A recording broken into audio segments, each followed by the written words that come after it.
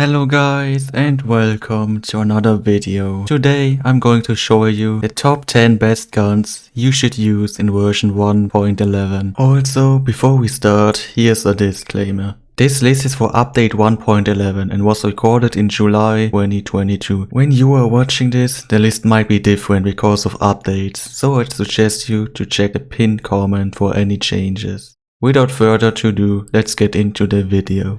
Number 1 is the Black Shockfield. Black Shockfield is the third highest DPS gun in the game. It's good for bossing, good for mobbing, and overall really good at everything. The arcs you should use are Deadly, Overclocked, Adaptive, and if you call it Capacity.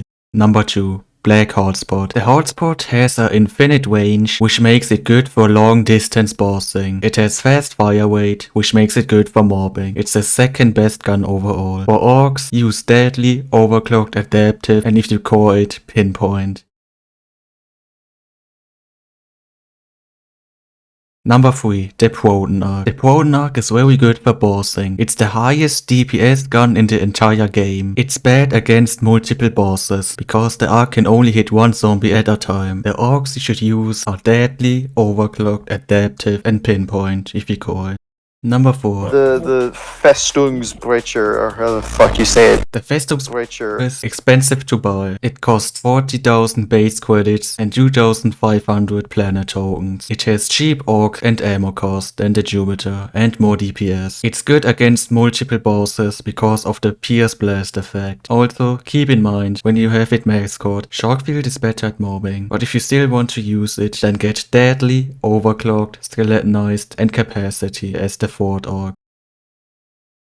Number 5 is the Jupiter. The Jupiter is good for mobbing at mid-level. It's very good in nightmare mode and zombie hotspot contracts. You can also use it for faction war acts. The augments you should use are Deadly, Overclocked, and Adaptive. It's not worth using cores on it, because Shockfield becomes so much better for mobbing the Jupiter after adding cores, so just save them for now.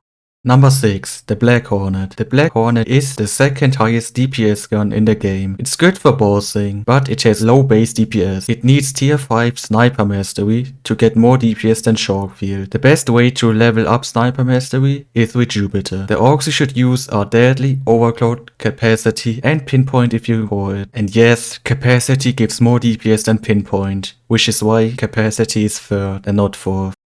Number 7. Red Shockfield. That's right, Shockfield is so good that it's twice on the list. Red Shockfield is extremely good at mid-levels. If you get one, then expect to keep using it until you get a Black Shockfield. Again, it's very good for mobbing, very good for bossing, so use Deadly, Overclocked, and Adaptive. It needs Adaptive to kill necrosis, so you can get Capacity. Instead, focus on getting Red Shotgun Collection to get +5 clip. Also, to increase your reload speed, get Titan Gloves with a Nimble Orc, and invest 4 skill points into fast reload.